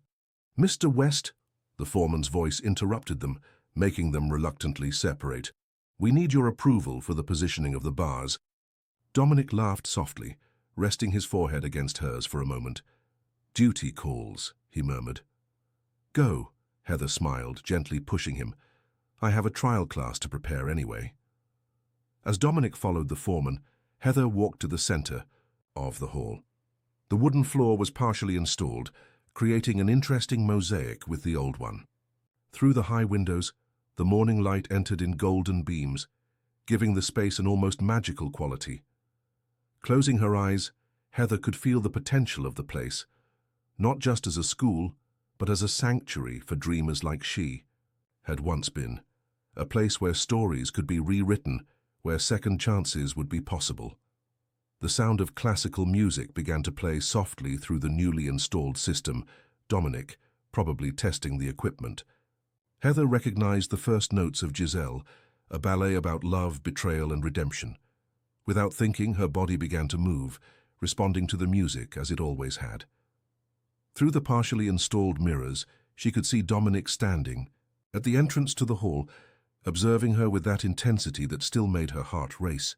There was so much love in his gaze that it almost hurt. "You still dance as if the whole world is watching," he commented, repeating his words from that morning in the gym. "No," she smiled, continuing her movements. "I dance as if you're watching. It's different." Dominic crossed the hall to her, his steps silent on the new floor. When he reached her, his hands found her waist naturally, as if they had been made to be there. "You know what else I found today?" he asked, turning her gently to the rhythm of the music. "What?" "The old property record of the theater," he replied, his eyes shining with something she couldn't quite decipher. "Did you know this place was built as a wedding gift? A man in love with a dancer wanting to give her a stage of her own." Heather felt her breath falter for a moment. "Dominic, I'm not proposing," he quickly clarified, though his smile suggested the idea wasn't so distant. "Not yet. First we need to face Vincent one last time, transform this place into the dream you imagined, continue healing old wounds. But one day," she completed, rising on her tiptoes to kiss him softly. The music continued to play, filling the space with its notes of love and redemption. Outside, the city pulsed with its chaotic life, but in this moment, there were only the two of them, dancing their own version of a love that had survived storms and emerged stronger. And somewhere, perhaps, Bethany smiled, no longer a ghost of tragedy, but a guardian angel of new beginnings. The maximum security prison emanated an aura of desolation even under the bright sun of that Thursday afternoon. Heather adjusted the discreet blazer she wore, feeling the comforting weight of Dominic's hand on her back as they went through the security procedures. Prosecutor Martinez awaited them in the main corridor, his grave face reflecting the seriousness of the moment. "He's being cooperative," Martinez informed as he guided them through the sterile corridors. "Perhaps too cooperative. You know Vincent. Every word of his is calculated." Heather nodded, feeling her heart accelerate as they approached the visiting room. Dominic remained a solid presence at her side, his body tense like a violin string about to snap. The room was smaller than Heather had imagined, with just a metal table fixed to the floor and 4 chairs.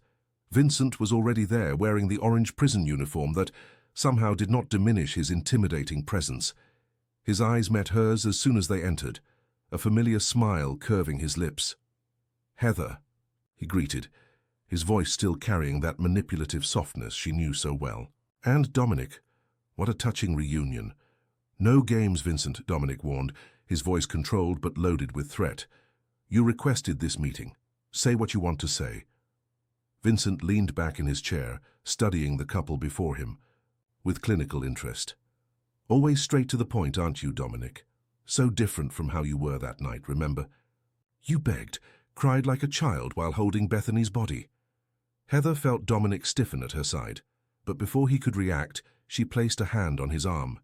"Is that what you want? To provoke more pain?"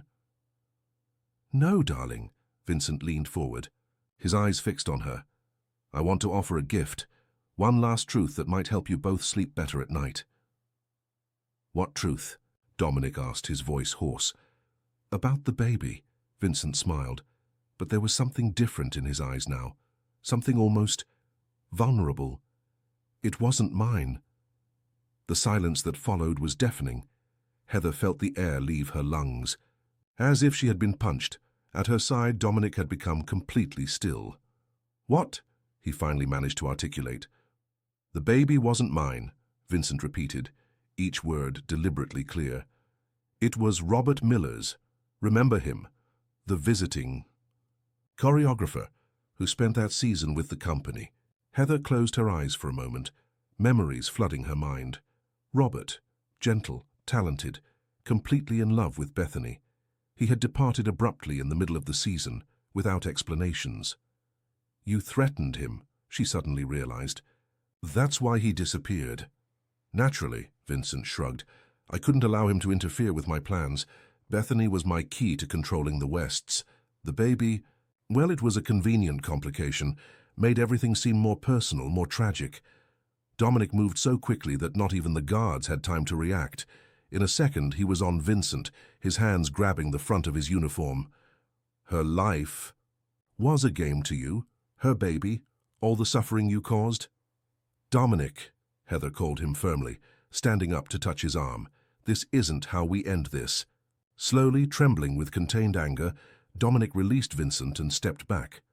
Prosecutor Martinez, who had observed everything from the door, made a subtle gesture for the guards to remain in their positions.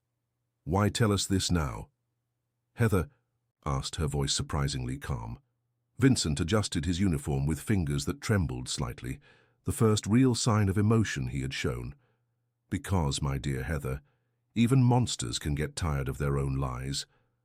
And because," he laughed, "without humor, the cancer in my brain won't let me carry these secrets for much longer anyway." It was as if all the air in the room had changed. Heather studied her ex-aggressor's face with new eyes, noticing for the first time the subtle signs, the different pallor, the slight tremor in his hands, the way his eyes occasionally lost focus. "How long?" Dominic asked, his voice now carrying a complex emotion. 3 months, according to the prison doctors," Vincent answered, with a casualness that sounded false even to him. "Poetic, isn't it? The same time the baby was when—" He didn't finish the sentence, but he didn't need to. The weight of that revelation hung over everyone in the room like a toxic cloud. "There's one more thing," Vincent continued after a moment. "In my apartment, behind the false panel in the office, there's a box. Inside it you'll find letters, all the letters Bethany wrote to Robert, talking about the baby, about their plans to run away together. And also, Heather pressed, gently, her diary. The real one, not the one that was used in the official inquiry. I think she deserves to have her true voice heard. even if it's too late. Heather felt hot tears slide down her cheeks. They weren't tears of sadness or anger, but of something more complex, a mixture of relief, understanding, and a twisted kind of gratitude for this last truth. "Thank you," she said simply. Vincent looked at her with something close to remorse in his eyes. "Don't thank me, Heather. Just do something good with this, something she would have loved." Dominic, who had remained silent, finally spoke. "The Little Center Theatre, the ballet school. It's for her now, for her true legacy." Weak smile touched Vincent's lips. "She would have liked that," he said, softly. Then, as if the confession had drained his last strength, he closed his eyes. "Now go. Live. Love. It's what she would have wanted." When they left the prison, the sun was beginning to set, painting the sky in tones of pink and gold that reminded Heather of new ballet slippers. Dominic pulled her into his arms as soon as they reached the car, and she allowed herself to break, not from pain, but from relief, from forgiveness, from renewed possibilities. "Let's do this right," she murmured against his chest. "Let's tell her story, the true story." "Yes," Dominic agreed, kissing the top of her head, "and let's create something beautiful from the ashes of all this." The driver took them back to the city in silence as the sky darkened and the first stars began to appear. Heather rested her head on Dominic's shoulder, feeling his heart beat strong and constant beneath her cheek. Truth, she thought, sometimes comes from the most unexpected places, and sometimes it is precisely that truth that allows us, finally, to begin dancing to our own music. The discovery of Bethany's diary transformed not only the narrative of the past, but also the path that Heather and Dominic were walking together. The handwritten pages, found exactly where Vincent had indicated, revealed a Bethany very different from the image of fragility that had been painted after her death. A young woman who was strong, passionate, and determined to live her own truth. It was a quiet night at the West Mansion when Heather finished reading the last entry of the diary, sitting on the floor of the library with the pages spread around her like petals of a disassembled flower. Dominic observed her from a nearby armchair, his dark eyes reflecting the soft light of the lamps. "She was extraordinary," Heather said softly, touching the last page with reverence. "So full of life, of dreams, of true love." Dominic rose from his armchair to sit beside her on the rug, picking up one of the letters Bethany had written to Robert. "They were soulmates," he murmured, reading the passionate words. "Like us." Heather felt her heart accelerate at the comparison. Turning to face him, she saw in his eyes all the love that still surprised her, a love that had survived devastating revelations and emerged stronger. "Have you ever thought about how different we would be if we had met before?" she asked, leaning back against his chest. "Before Vincent, before the tragedies." Dominic wrapped his arms around her, his chin resting on her head. "We wouldn't have been ready for each other," he replied after a moment of reflection. "Sometimes we need to be broken to learn to love the right way." "Like Bethany and Robert," Heather completed softly.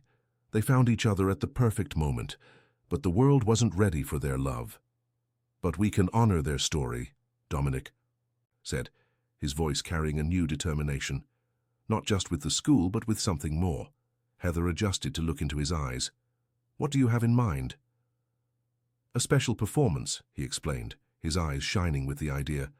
"For the inauguration of the Little Center Theatre. Not a traditional ballet, but something new. Something that tells the true story of Bethany and Robert, their passion for dance, their forbidden love, their dreams." "A story of love and redemption," Heather completed, feeling inspiration flow through her, told through dance, through music. "With you as the main choreographer," Dominic smiled, touching her face softly.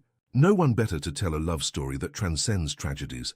Heather felt tears form in her eyes, but they were tears of emotion, of possibilities. "It would be perfect," she whispered, "a way to give them a voice, to transform their tragedy into something beautiful." Dominic leaned in to kiss her, his lips gentle against hers. "You will make this happen," he murmured. "You have the gift of transforming pain into beauty." The kiss deepened, carrying all the weight of their own intertwined stories. Heather's hands found his hair, pulling him closer, while their bodies molded to each other with intimate familiarity. When they separated, breathless, Heather noticed something different in Dominic's gaze, a decision crystallizing in his dark eyes. "Marry me," he said simply, the words coming out as if he couldn't contain them anymore. Heather felt her heart stop for a moment.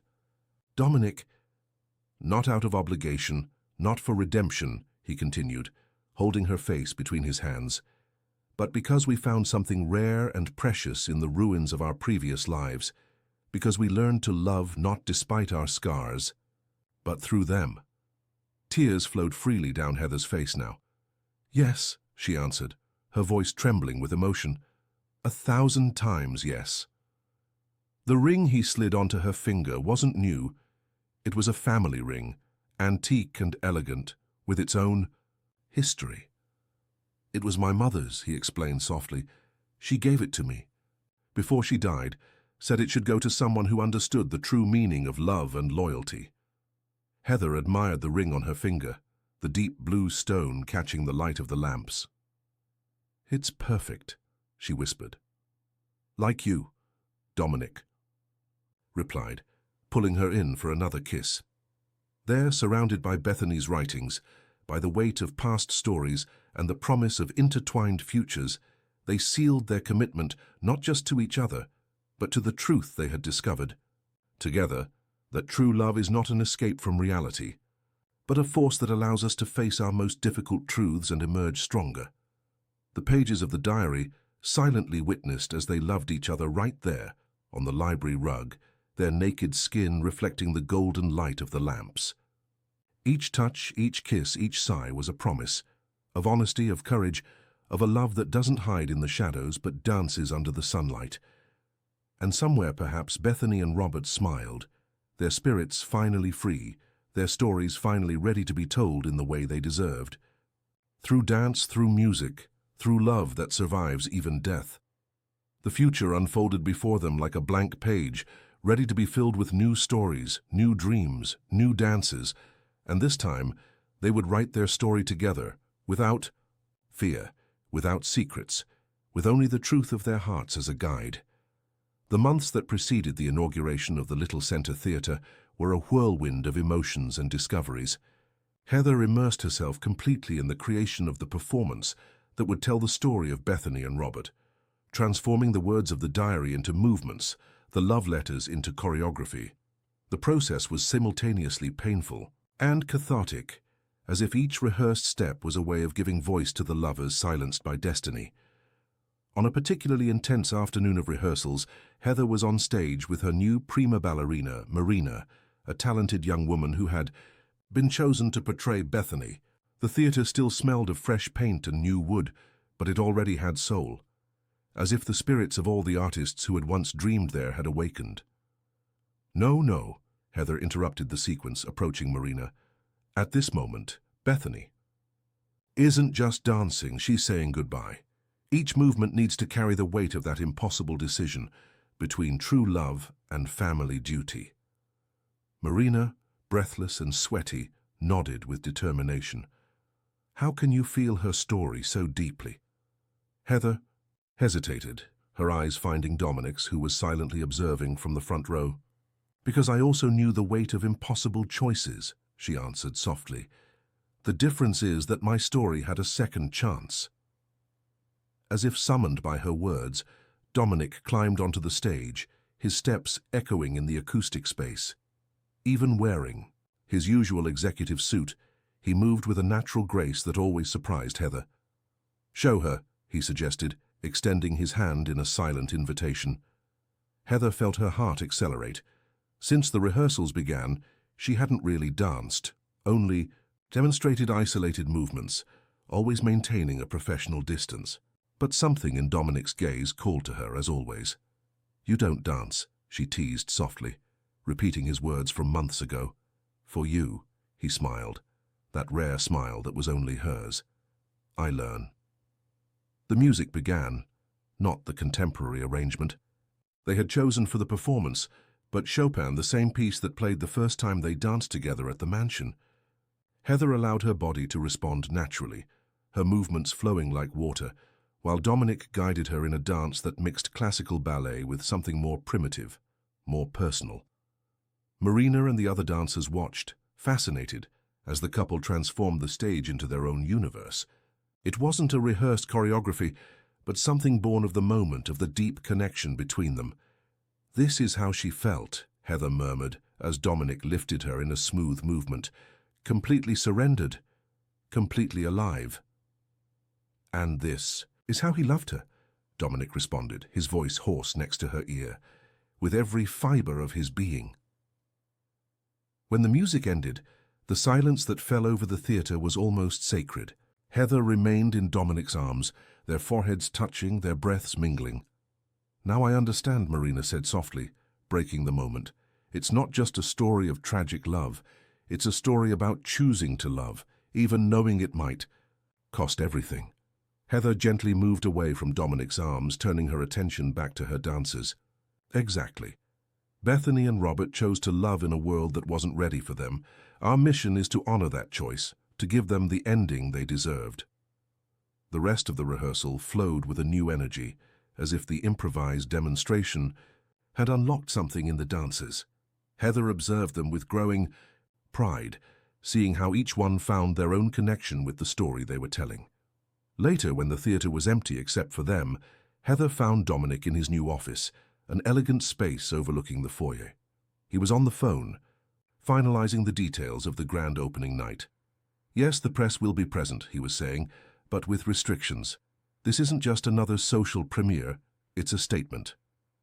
Heather approached from behind him, wrapping her arms around his waist. Dominic immediately relaxed against her, his free hand finding hers where the engagement ring shone. "Robert is alive," he said, as soon as he hung up the phone, his voice loaded with contained emotion. Heather froze. "What?" "My investigators found him," Dominic continued, turning to face her. "Living under another name in Oregon. When he learned about Vincent, about the truth coming to light, he wants to return, wants to see the performance."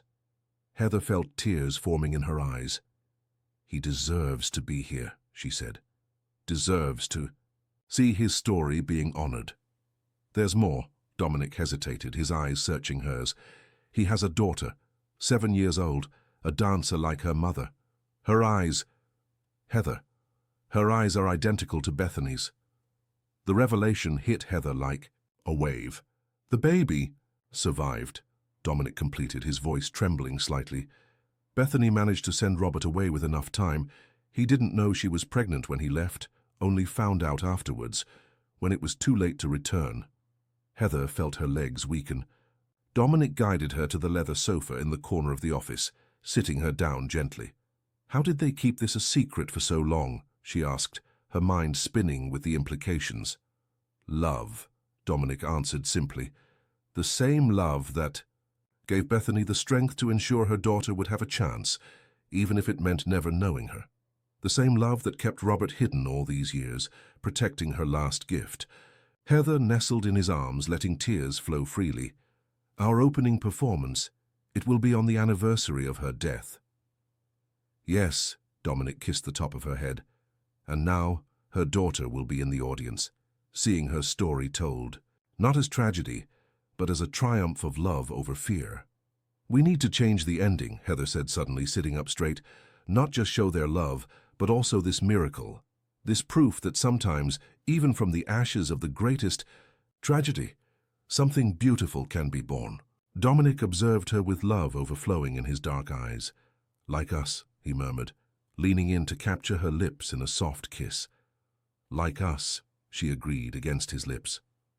Outside, the sun was beginning to set over the city, painting the sky, in tones of pink and gold that reminded her of ballet costumes. In the empty theater, the ghosts of the past finally seemed at peace, as if the final act of a long tragedy was finally reaching a not just happy, but just ending. And in the office, Heather and Dominic remained embraced, their hearts beating, in unison, their souls dancing to a music that only they could hear, the music of love that survives, that transforms, that redeems. The opening night arrived with the intensity of a long-awaited storm. The little center theater gleamed under the city lights, its restored antique doors open to welcome the cultural elite of Boston. But it wasn't just another gala night.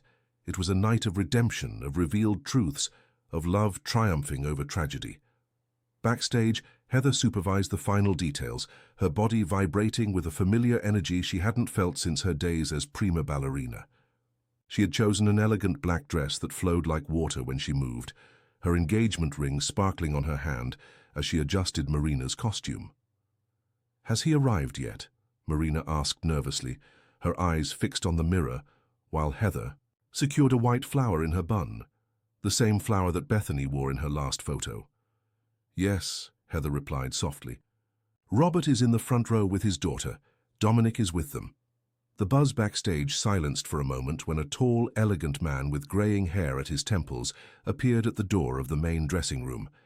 Heather felt her heart stop as she recognized the same eyes she had studied for months in old photos of Bethany. "Mr. Miller," she managed to say, her voice trembling slightly. Robert Miller smiled, a sad and gentle smile that carried the weight of 7 years of exile and secrets. "Please call me Robert," he said, his voice deeper than she expected. I needed to see before the performance begins." Heather gestured for the others to leave the dressing room, creating a moment of privacy. Robert walked slowly around the space, his fingers lightly touching the objects on the vanity, the same types of objects that Bethany used. "She loved getting ready here," he said softly.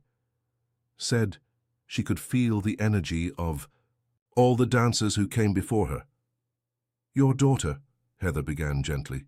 "She is—" "Clara," Robert completed, his eyes welling up. "Bethany always said that if we had a daughter, that would be her name. Clara, like the light she brought to our lives." Heather felt her own tears forming. She would be so proud, Robert, of the girl, of you, of the strength you had to survive. Robert turned to face her completely, and Heather saw in him the same kind of love she saw in Dominic, a love that transcended time, distance, and even death. "When Dominic found me, when he told me about this performance, I thought about refusing, about keeping our secret. But then I thought about Clara, about how she deserves to know the true story of her mother. Not as a tragedy," Heather completed, "but as a story of extraordinary love." "Exactly," he smiled through the tears. "And seeing this place, seeing what you and Dominic created, I know Bethany would be dancing with joy." A soft knock on the door interrupted them. Dominic was standing at the entrance, impeccable in his black tuxedo. "It's time," he said gently. Robert nodded, taking a deep breath. Before leaving, he took something from his pocket, a small blue satin ribbon, faded by time.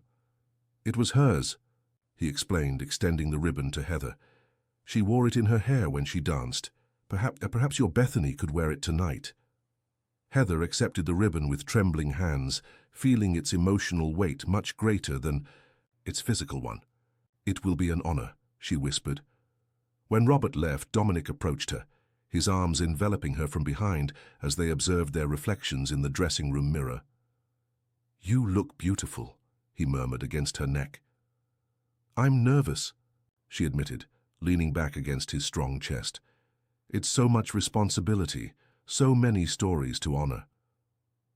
"You were born for this," he replied, turning her in his arms to face her, "to transform pain into beauty, tragedy into triumph." The kiss that followed was soft, full of promises and understanding. When they separated, Heather saw in Dominic's eyes all the love they had built, a love forged through difficult truths and brave choices. "Go," she smiled, gently pushing him. "I need to make the final adjustments, and you have a niece to officially meet." Dominic kissed her forehead one last time before departing. Heather turned to the mirror, her hands trembling slightly, as she secured the blue ribbon in Marina's hair, who had silently returned to the dressing room. "Now," she said, observing the reflection of the young dancer who would carry Bethany's legacy, "you're ready." The theatre was completely full when the lights began to dim. Heather observed from the wings as the orchestra tuned their instruments.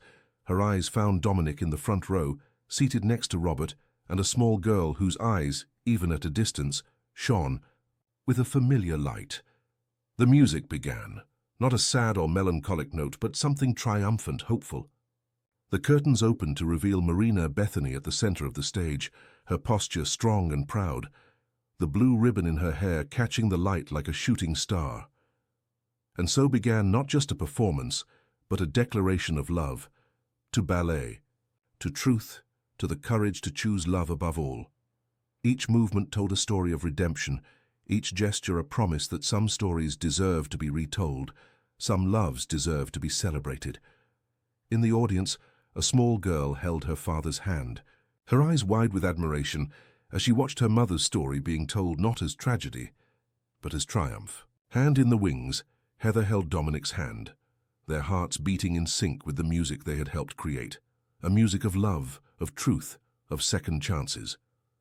The final act was just beginning, and this time it would be perfect. Dawn found Heather and Dominic on the balcony of the West Mansion, watching the sun rise over the ocean while the city still slept. The previous night had been more than a success. It had been a transformation. The performance had ended with a standing ovation that lasted almost 20 minutes, tears flowing freely down the faces of the audience as the story of Bethany and Robert touched every heart present. Now, hours later, Heather could still feel the energy of that moment reverberating in her body. Her fingers played distractedly with the blue ribbon that Robert had insisted she keep, while her head rested on Dominic's shoulder. "Something changed last night," she said softly, breaking the contemplative silence. "Not just for us, but for everyone who was there." Dominic kissed the top of her head, his arms tightening protectively around her. "Clara wouldn't stop dancing after the performance," he commented, a smile in his voice. "Robert said she had never shown so much interest in ballet before." "Bethany's blood," Heather smiled, flowing through her like a blessing. "Like a promise," Dominic gently corrected. "That some stories don't end in tragedy. Some stories just need the right time to flourish." Heather turned in his arms to face him, observing how the dawn light painted golden shadows on his beloved face. "Like ours," she murmured.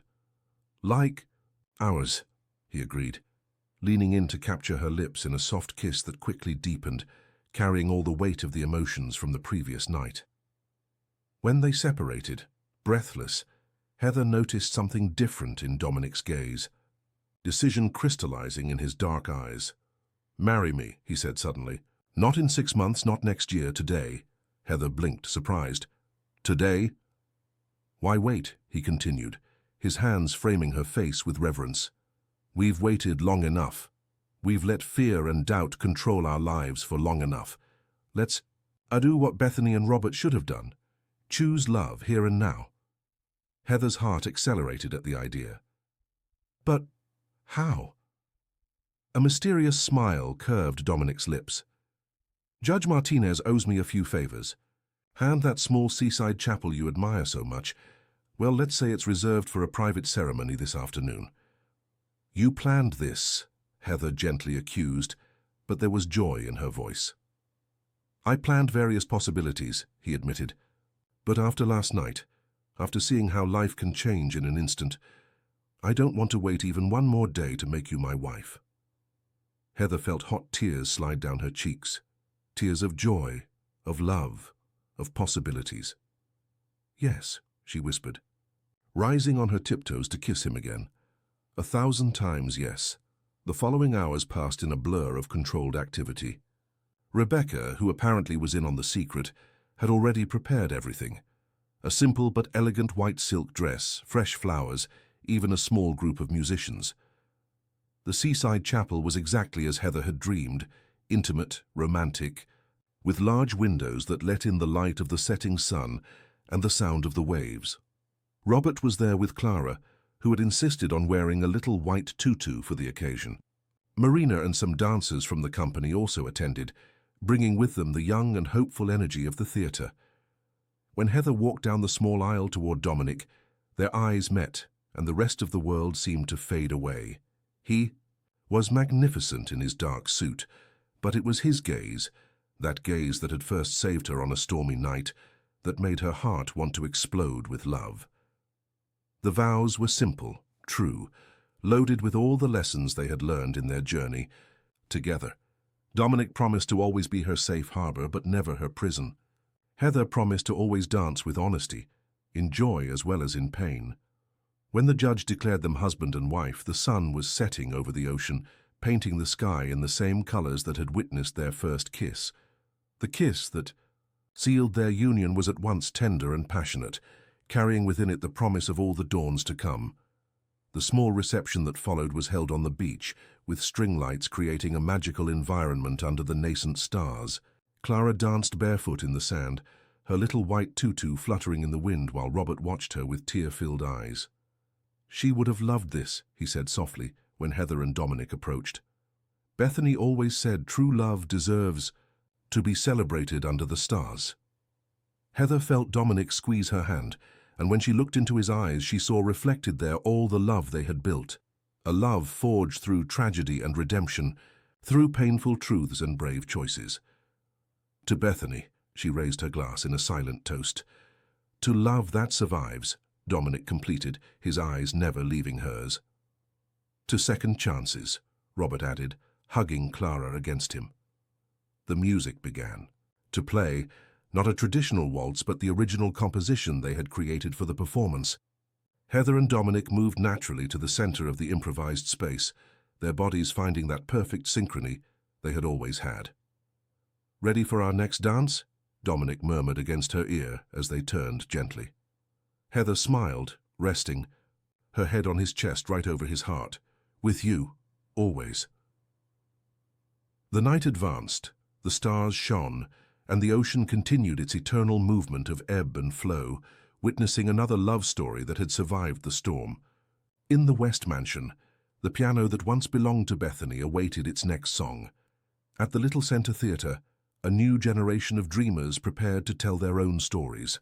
And there, dancing on the beach under the stars, Heather and Dominic wrote the first chapter of their new life together. No longer a story of salvation and redemption, but a story of love that chose to flourish even in the most unlikely circumstances. Because some stories don't need grand dramatic endings.